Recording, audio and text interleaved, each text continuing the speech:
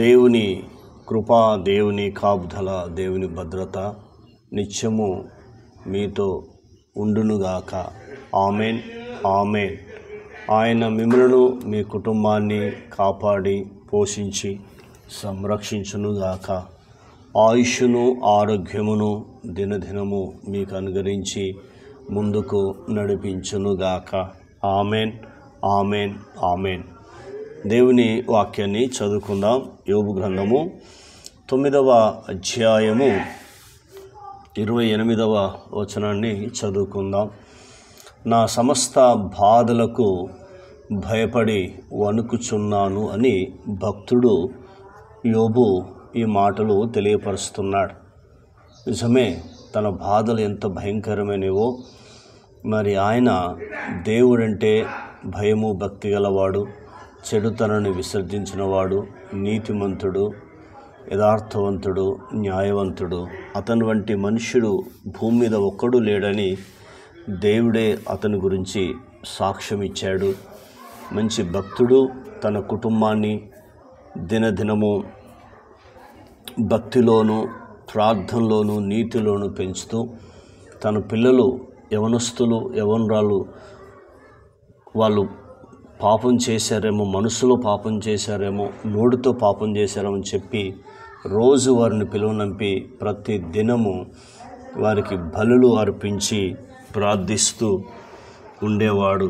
అంత గొప్ప భక్తుడు. ఆ భక్తునికి ఇన్ని శ్రమలు వచ్చాయి.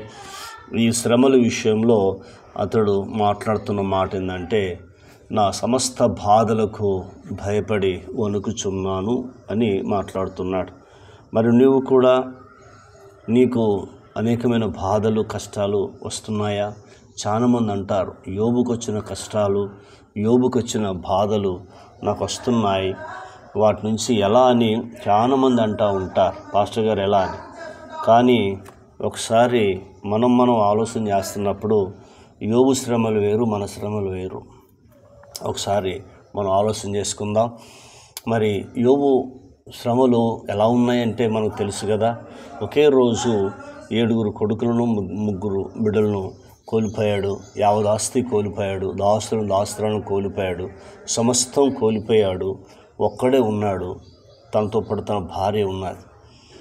బూడిదలో కూర్చుకొని ఆయన లేచి అంటే హెయిర్ కట్ చేసుకొని వస్త్రాలు చింపుకొని లేచి ఒకటే అన్నాడు, నేను దిగంబరిగా వస్తూనే దిగంబరిగా పోతున్నాను అని చెప్పేసి. యోబు నోటితో పాపం చేయలేదు, దేవుడు అన్యాయం చేశాను చెప్పలేడు. అంత మహాభక్తుడు ఆయన.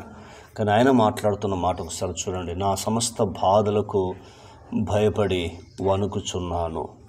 మరి సమస్త బాధలకు ఆయన భయపడి వణుకుచున్నాడని ఈ మాట తెలియపరుస్తున్నాడు. మరి నీకు కూడా అనేకమైన బాధలు, అనేకమైన కష్టాలు, నిందలు వస్తున్నాయా? వాటికి నువ్వు భయపడుతున్నావా? నీకు వస్తున్న శ్రమలన్నీ, నాకు వస్తున్న శ్రమలన్నీ చిన్నవే. ఆయన లాంటి శ్రమలు రాలేవు. ఇంతవరకు ఎవరు కూడా అలాంటి శ్రమలు ఎవరు కూడా రాలేవు. ఎందుకంటే కృపా కనికరం గల దేవుడు, ఆయన కుమారుడైన యేసుక్రీస్తు ప్రభువారిని నీ కొరకు, నా కొరకు కల్వరి సిలువలో బలి అర్పించడానికి తన కుమారుని ఈ భూమి మీదకి పంపిన మహాదేవుడు.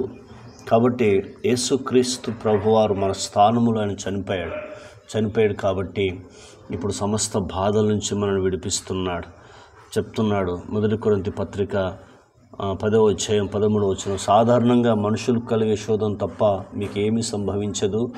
దేవుడు నమ్మదగినవాడు, శోధంతో పాటు తప్పించుకునే మార్గాన్ని సిద్ధపరుస్తానని దేవుడు వాగ్దానం చేస్తున్నాడు.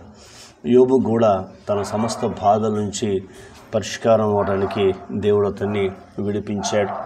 మరి నిన్ను కూడా విడిపిస్తాడు.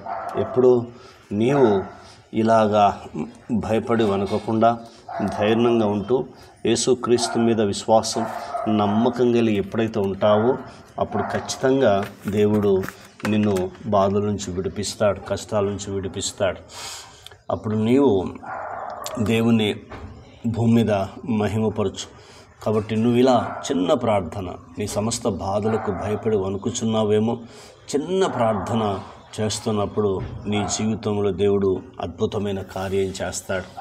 యోబు గ్రంథము 42వ అధ్యాయము 10వ వచనం ధ్యానించుకుందాం. మరియు యోబు తన స్నేహితుల నిమిత్తం ప్రార్థన చేసినప్పుడు యెహోవా అతని క్షేమస్థితిని మరలా అతనికి దయచేశాను. యోబు తన స్నేహితుల కోసం ఎందుకు ప్రార్థన చేశారంటే, స్నేహితులు దుర్మార్గులు. స్నేహితులు రకరకాలుగా యోబును దూషిస్తున్నారు. యోబు సమస్తం కోల్పోయిన తర్వాత కూడా ఆదరించవలసిన స్నేహితులే ఇంకా గాయపరిచారు. నువ్వేం పాపం చేశావో, నీ భార్య ఏం పాపం చేసిందో, అందుకే నీ పిల్లలు చచ్చిపోయారు, నీ ఆస్తి కోల్పోయావు అని సూటిపోటు మాటలతో గాయపరుస్తూ, వేదనపరుస్తూ, బాధపరుస్తున్నారు. కానీ అలాంటి దుర్మార్గమైన స్నేహితులు, ఒకవేళ నీకు అలాంటి స్నేహితులున్నా పర్వాలేదు, నీవు ప్రార్థన చేయి. ప్రార్థన చేస్తున్నప్పుడు దేవుడు ఖచ్చితంగా అద్భుతం చేస్తానని దేవుడు ఇక్కడ వాగ్దానం చేస్తున్నాడు. కాబట్టి దేవుడే చెప్తున్నాడు వారి విషయంలో. ఏం చెప్తున్నాడంటే, మీరు నా సేవకుడైన యోబు పలికినట్టు పలకలేదు అంటాడు. 8వ వచనం చూస్తే అక్కడ ఏం చేస్తాడంటే, నా సేవకుడైన యోబు పలికినట్లు మీరు నన్ను గూర్చి యుక్తమైన పలకలేదు అని చెప్తున్నాడు. మీరు పలకలేదు కాబట్టి నా కోపం, నా ఉగ్రత మీ మీదకి వస్తుంది.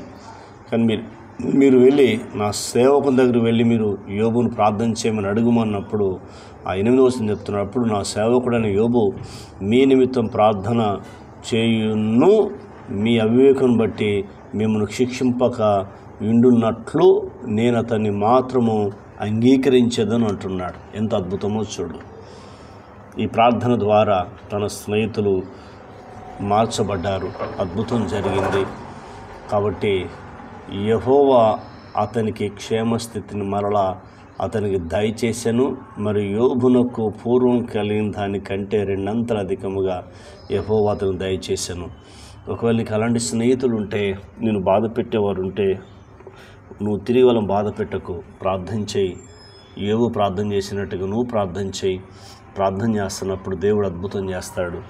నీ సమస్త బాధల నుంచి విడిపిస్తాడు, నిన్ను మళ్ళా 2 అంతలు ఆశీర్వదిస్తాడు. ఇలా చిన్న ప్రార్థన చేయి, నీ సమస్త బాధలు తొలగిపోతాయి, అద్భుతాన్ని చూడగలుగుతావు. కన్న తండ్రి, నీకు వందనాలు అయ్యా. తండ్రి, యోబు విషయంలో మాకు నేర్పించిన మీ యొక్క హెచ్చరికల పాఠాన్ని బట్టి నీకు వందనాలు.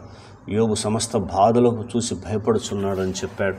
కానీ తండ్రి, తనకు ఒక నిరీక్షణ మీరు అనుగ్రహించారు. ఆ నిరీక్షణను బట్టి అతడు ప్రార్థించినప్పుడు ప్రభా తన స్నేహితులు మార్పును తీసుకొచ్చావు. అంతేకాకుండా అతనికి మరలా 2 అంతలు అధికముగా నువ్వు ఇచ్చిన మహాదేవుడవు తండ్రి. నీకు స్తోత్రాలు చెల్లిస్తున్నావు. ఎవరైతే ప్రభా ఇక్కడ ఉన్నవారు ప్రభా ఏమైతే కోల్పోయారో, ఆస్తిని కోల్పోయారో, వారికి 2 అంతలు మీరు అనుగ్రహించండి. వారిని, వారి కుటుంబాలను దీవించండి. మీ సన్నిధి ఉంచండి, మీ తోడుపాటు ఉంచండి. మా ప్రార్థన విని జవాబిచ్చినందుకు వందనాలు. యేసు నామములో పొందినాం తండ్రి, ఆమెన్. దేవుడు మనందరినీ దీవించి ఆశీర్వదించునుగాక. Amen, amen, amen.